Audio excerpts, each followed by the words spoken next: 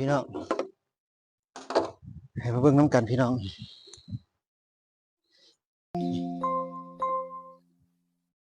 ห็นไหมพี่น้องสายไฟขาดพี่น้องนี่สาเหตุที่ว่าไฟมันไฟมันบ่เข้าเปิดบ่ติดพี่น้องนี่สาเหตุของมันขาด2เส้นเลยครับทักทายสบายดีพี่น้องมื้อนี้มาพอบ่าวสร้างอีกแล้วบ่าวสร้างจะพามาซ่อมตู้ซักผ้าพี่น้องมื้อนี้อยู่กองกดตะกบให้บ่าวสร้างให้เบิ่งมาพี่น้องรุ่นนี้พี่น้องสมาร์ทอินเวอร์เตอร์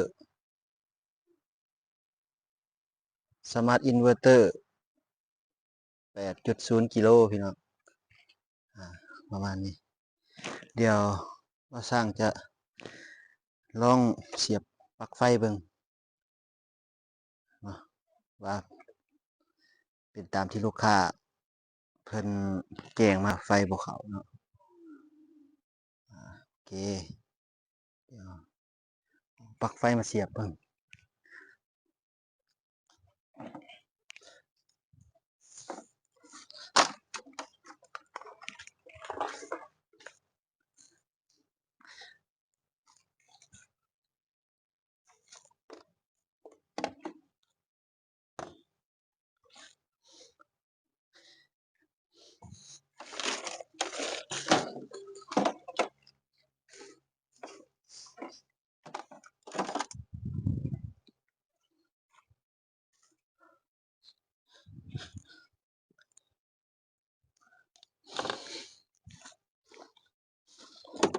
โอเค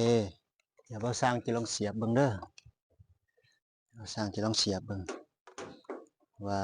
ไฟมันเข้าบ่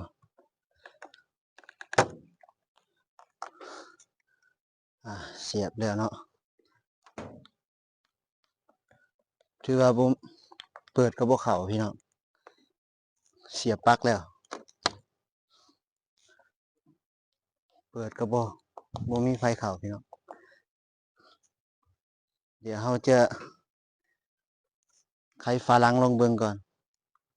สิไขฝาหลังเราต้องถอดปลั๊กก่อนพี่น้อง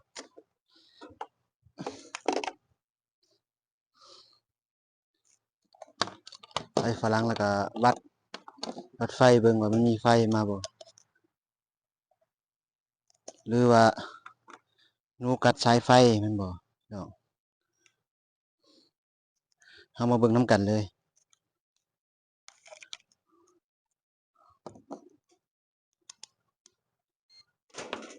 โอเคเดี๋ยวเฮามาเบิ่งนํกันพี่น้องไขฝาหลัง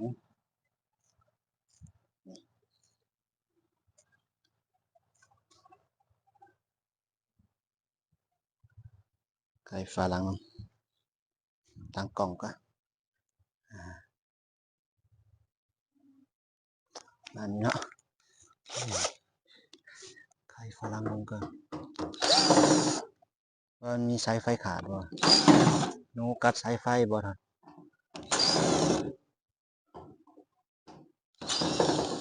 โอเคอึ๊บอืม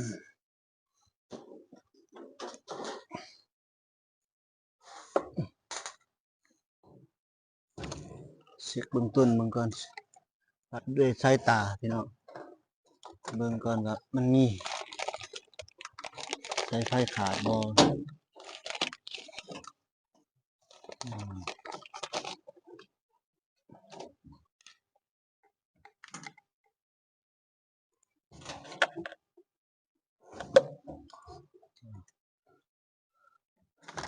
คือว่าสายไฟก็บ่ได้ขาดนะบ่มีห้อยหนูห้อยเดี๋ยวเราจะลองไขฝาด้านหลังตัวนี้ลงเบิ่งทั้งเนาะ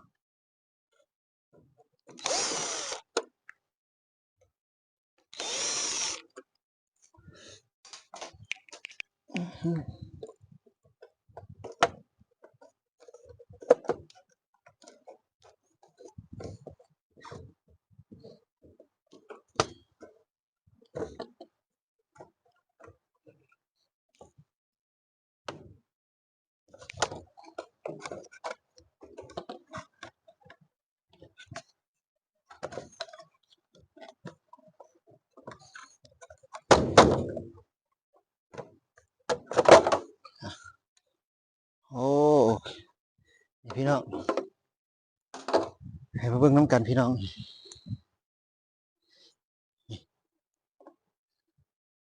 เห็นป่ะพี่น้อง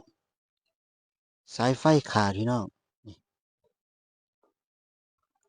นี่สาเหตุที่ว่าไฟมันไฟมันบ่เข้าเปิดบ่ติดพี่น้องนี่สาเหตุของมัน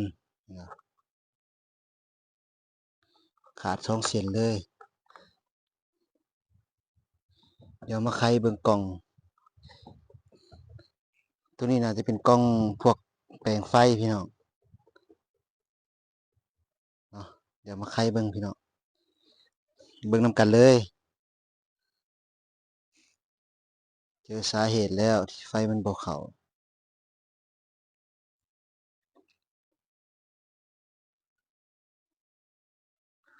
อืม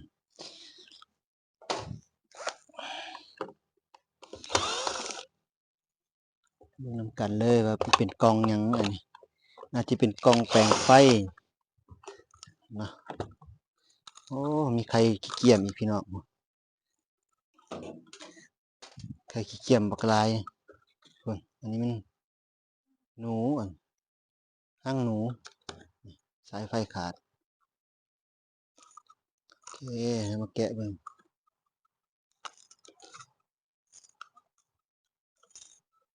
นี่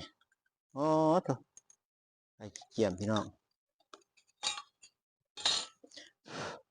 นี่โอ้แม่นอีหลีพี่น้องมันเป็นวงจรที่ว่าไฟ AC เข้าพี่น้องไฟ AC เข้า2 เส้นนี่คือว่าไฟมันขาดอันนี้มันเลยบ่มาจ่ายไฟตัวนี้น่าจะเป็นตัวกรองความถี่พี่น้องไฟเข้าเทื่อหนึ่งผ่านฟิวส์ผ่านคาปาผ่านคอยล์ตัวป้องกันพี่น้องตัวป้องกันที่ว่าแรงดันไฟฟ้าเกินโอเคเดี๋ยวเราสร้างสิลองต่อตัวนี้วงก่อนนี่สิลองต่อสาย2 สายนี่ก่อนแล้วเรามาลองไฟเบิ่งว่ามันจะติดบ่เนาะพี่น้องโอเคมาเดี๋ยวเราสร้างต่อกันเด้อ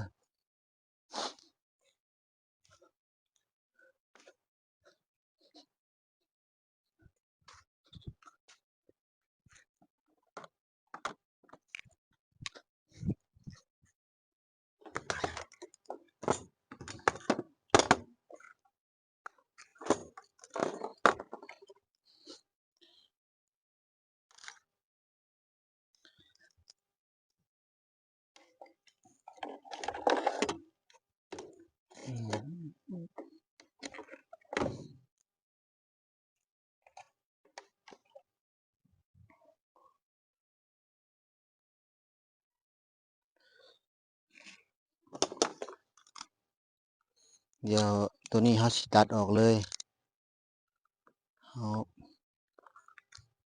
เราสิต่อใหม่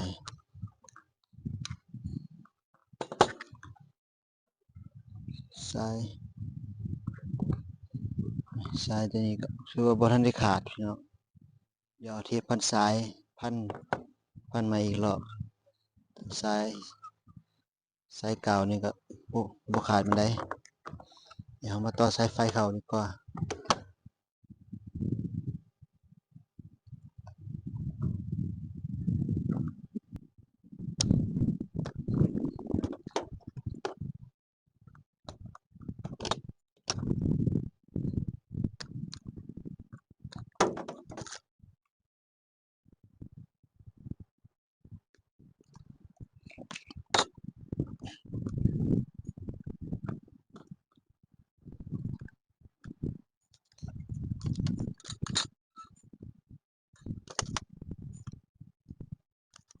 เราจะต่อสายไฟยาวเกินไปเนาะ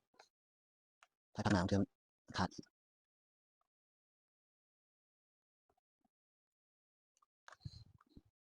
แรง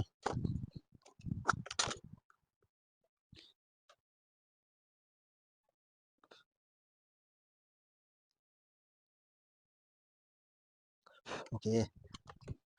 อีกเรื่องหนึ่ง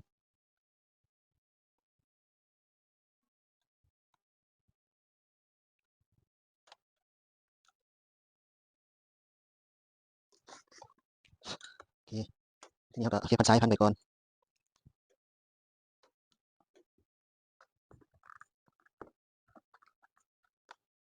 พันสองหอบแล้ว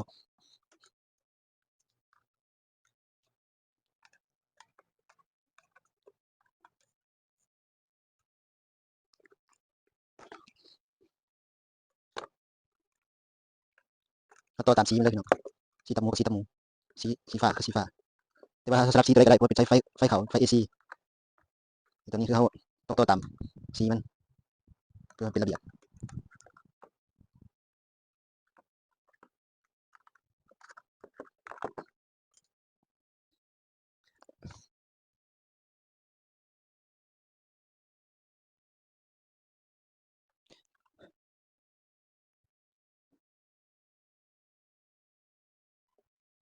โอเคเชื่อมแล้วก็เทียบพันไว้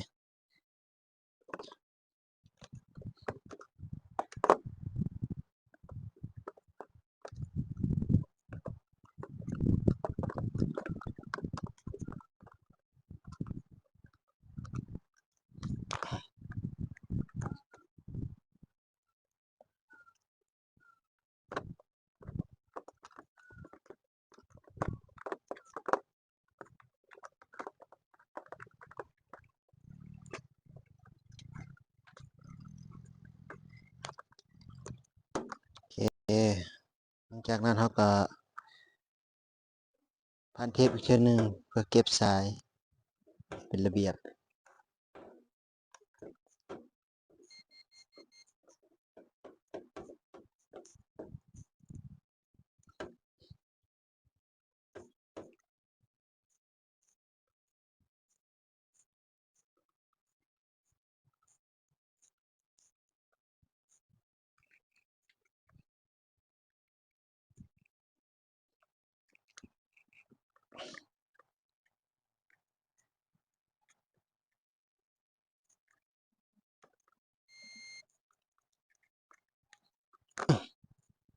นี่มาพันเทปตัวโนกัดนี่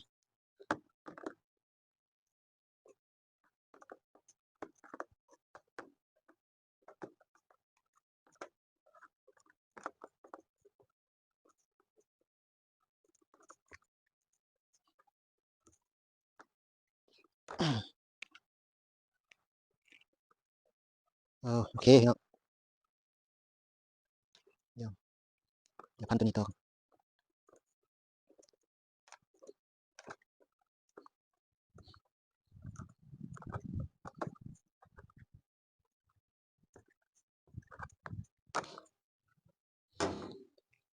โอเคพี่น้อง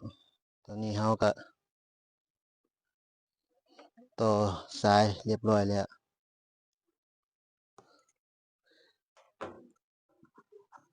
เราจะมาประกอบแล้วก็ลองเสียบไฟเบิ่งก่อน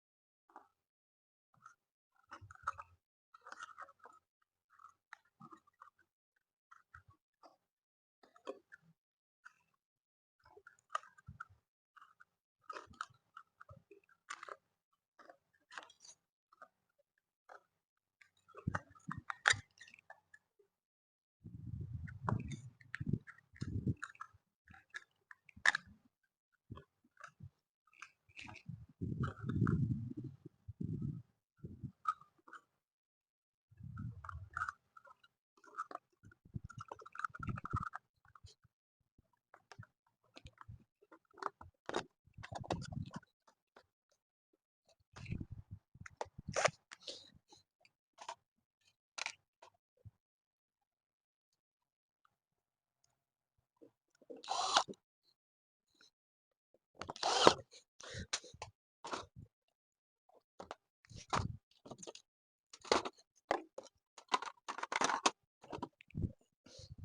เคมาดิมาลองเสียบปลั๊กตั้งกันเลยนี่ไรพี่น้องลองเสียบปลั๊ก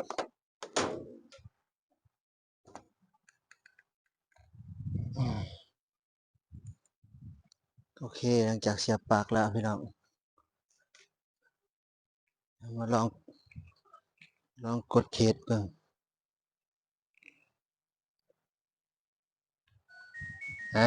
พี่น้องมีเสียงแล้วคือไฟเข้าแล้วนี่ไฟเข้าแล้ววันนี้เขาก็ลองเช็คเบิ่งปั่นแห้งพี่น้องนี่โอเคพี่น้องมอเตอร์เด่นกำลังทำงานกำลังปล่อยน้ำออก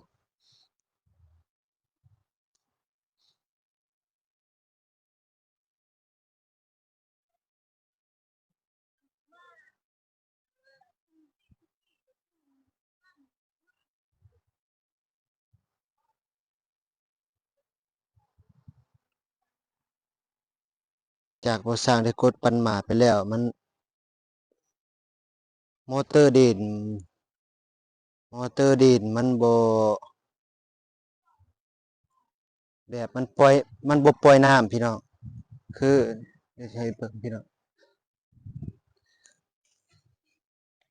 มอเตอร์เด่นมันเปิดน้ำบ่สุดพี่น้อง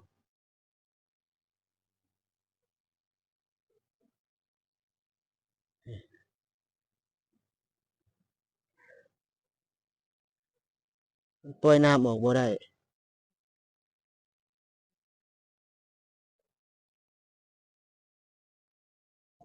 มันก็สิสั่นๆนะพี่น้องตัวเบื้องนี่มอเตอร์เด่นมันเปิดบ่สุดนี่มอเตอร์ปั่นแห้งมันกำลังสิปั่น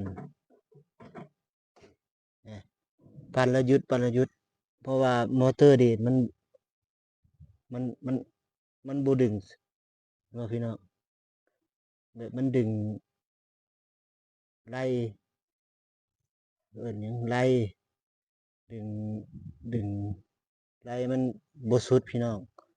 มันเลยบ่ปล่อยน้ำเฮ็ดให้มอเตอร์ปั่นหมาดบ่ทำงานหยุดไปเนาะโอเคเดี๋ยวบ่าวสร้างจะ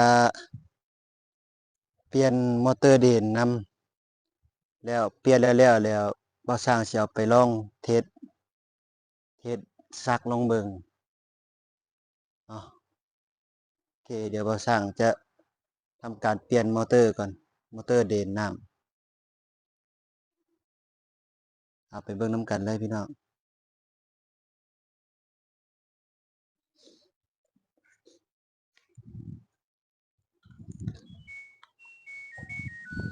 โอเค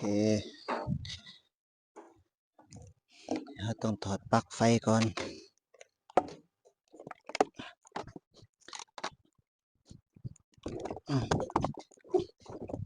อยู่บ้านนอกบ้านนาแบบนี้พี่น้องเอ้ยมันบ่สมบูรณ์พี่น้องเดี๋ยวเราเบิ่งนำกันโอ้ตัวปล่อยน้ำทิ่มก็หลุดพี่น้องเบิ่งนำกันตัวปล่อยน้ำทิ่มนี่ก็หลุดพี่น้องนี่หลุดตรงตัวอยู่บนนี้เนาะโอเคเดี๋ยวบ่าวสร้างสิแก้ไขให้นี่อยู่บนนี้เด้อพี่น้องเนาะพี่น้องบ่โฟกัสนี่มันจะเสียบเข้าไปนี่ตัวหูนี่มันสุกเขาเนาะโอเคหลักๆต้องเปลี่ยนมอเตอร์ตัวนี้ก่อนพี่น้องนี่มอเตอร์เด่นคือตัวนี้มันเปิดปกตินี่มอเตอร์ตัวนี้มันทำงานตัวนี้มันสิดึงอันนี้เข้าพี่น้องนี่ดึงตัวนี้แกนสีขาวๆตัวนี้หรือว่าลายสีขาวๆนี่ต้องดึงมาจับตัวนี้พี่น้องแต่เมื่อกี้นี่ก็คือมันบ่จำก็เลยให้ปั่นแห้งบ่ได้พี่น้องเพราะว่ามันดึงเข้าไปแล้วมันก็รูดขึ้นดึงเข้าไปแล้วมันขึ้นคือง่ายๆคือเฟืองทางนี้มันรูดพี่น้องเฟืองอาจสิแตกพี่น้องเดี๋ยวว่าสร้างไปหาตัวใหม่มาเบิ่งแล้วลองมาเปลี่ยนใส่ตัวนี้เนาะพี่น้องโอเคเดี๋ยวว่าสร้างถอดกันเด้อ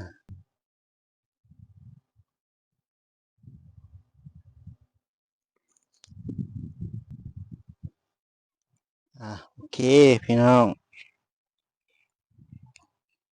ตอนนี้ว่าสร้างก็เอาตัวไม้มาเตรียมพร้อมแล้วเดี๋ยวว่าสร้างจะถอดตัวเก่าออกเปลี่ยนตัวไม้ใส่แทนโอเคเดี๋ยวสร้างถอดแป๊บหนึ่งถอดไม่ยากพี่น้องมีน็อต2 ตัวทางนี้กับทางนี้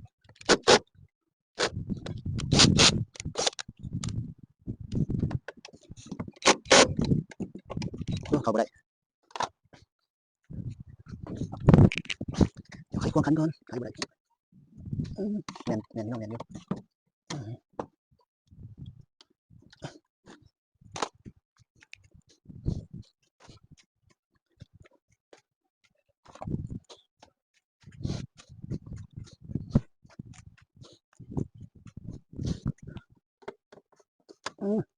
แน่นเกิดพี่น้อง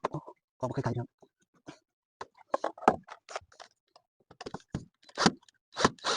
โอเคแล้วแบบนึงกองไม่เคยไขพี่น้องเลยแน่นสูดจังหน่อย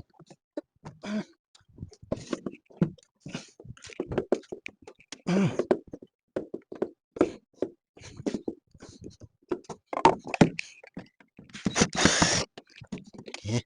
มาแล้วพี่น้องจะมีน็อต2 ตัวพี่น้องแล้วก็ดึงออกมาเลยเป็นอย่างนี้พี่น้องเท่ากับกดสายไฟออกในการกดล็อกตัวนี้แล้วก็ดึงออกพี่น้องค่อยดึงโอเคตัวเก่าพี่น้อง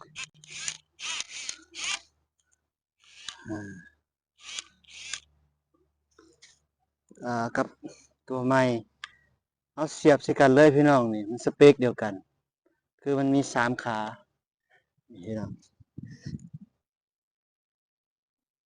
คือมันมี3 ขาตัวเก่าตัวใหม่อันเดียวกันพี่น้อง3 ขาแล้วก็เสียบตัวใหม่เข้าไปเลยอันนี้ตัวใหม่ใส่พี่น้องปกติมันจะเวลามันดึงมันจะเข้าแบบนี้พี่น้องดึงอันนี้เข้าไปเลยนี่มันจะสุดแบบนี้แต่ตัวเก่าเมื่อกี้มันจะดึงเข้าไปนิดนึงเลยสิแล้วมันดึงขึ้นแต่มันคลายขึ้นดึงเข้าแล้วคลายขึ้นแบบนี้ลักษณะคือข้างในนี่มันมีเฟืองรูดพี่น้องหรือว่าเฟืองแตกเขาก็บ่ฮู้อยู่ในเดี๋ยวว่าสั่งเปลี่ยนตัวใหม่เลย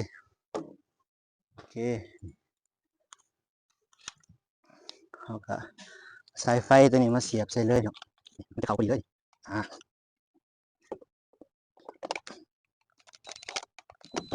โอเคแล้วก็เอามาเสียบกันเลยต่อไปอย่างนี้เนาะ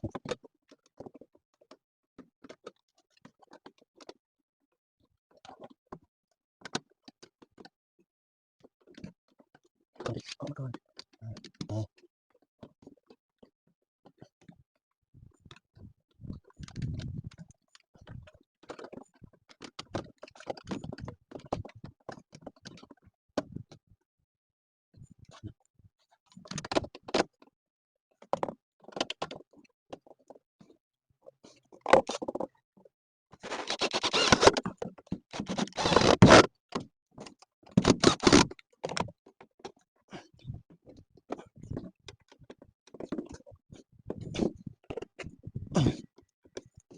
โอเคอยากเส้นเนี่ยเดี๋ยวเอามาลองเบิ่งก่อนครับ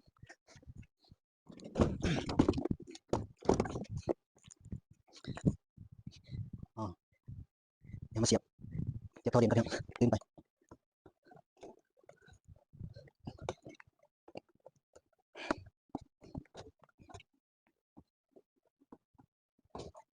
โอเคเดี๋ยววันนี้เข้ามาเดี๋ยวสั่งเสียบไฟลองเบิ่งเปิดไฟไปโอเคอันนี้เดี๋ยวมาเบิ่งน้ำกันพี่น้องนี่โอเคพี่น้องนี่น้ำออกแล้วเห็นไหมพี่น้องคือเปลี่ยนของใหม่คือว่าเห็นบ่พี่น้องนี่มันจะดึงเข้าไปสุดเลยเห็นบ่พี่น้องนี่เด้อบ่สร้างที่สุดนี่เด้อนี่พี่น้องนี่ ตัวนี้เด้อพี่น้องนี่มันจะสุดเลยมันดึงเข้ามาจำนี่นะพี่น้องนี่ตัวก้อนเขาจะเปลี่ยนน่ะมันดึงเข้าหน่อยหนึงแล้วมันคลายขึ้นดึงเข้าหน่อยหนึงแล้วคลายขึ้นตัวนี้คือว่าของใหม่เขาเปลี่ยนเข้าไปนี่โอเคแล้วนี่วันนี้มอเตอร์มันก็เริ่มหมุนแล้วพี่น้องนี่นี่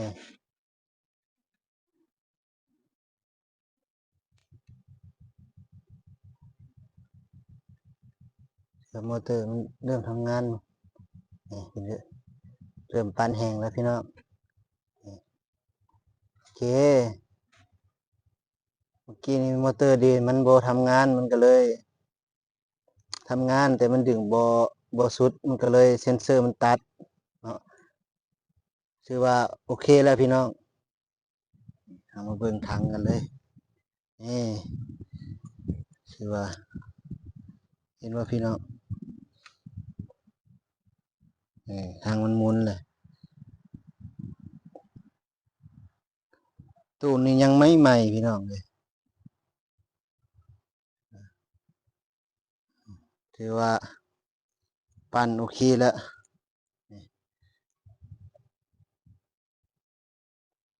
โอเคบัดนี้ถือว่ามื้อนี้ก็ประสบความสำเร็จแล้วพี่น้องซ่อมเครื่องซักผ้าพี่น้องเครื่องซักผ้าอินเวอร์เตอร์8กิโลรุ่น LG ยี่ห้อ LG พี่น้องโอเคถือว่าอันนี้ก็ซ่อมมาก็ถือว่าสำเร็จแล้วก็สร้างก็สิได้อำลาพาจากเลยบัดนี้เด้อเพื่อเป็นแนวทางให้คนที่บ่อยากเอาไปซ่อมอยู่ข้างนอกพี่น้องเอ้ยหรือว่าซื้ออะไรมาเปลี่ยนเองก็ได้ก็ให้เบิ่งเป็นแนวทางนี่แหละก็บ่สร้างก็ขออำลาพาจากเท่านี้นะเด้อคลิปขอขอบใจผู้ที่ติดตามและรับชมฝากกดไลค์กดแชร์ให้บ่สร้างด้วยเด้อเพื่อเป็นกำลังใจในเฮ็ดคลิปต่อไปเนาะพี่น้องมาเบิ่งเทื่อหนึ่งอันนี้นี่ถือว่าปั่นแห้งพี่น้อง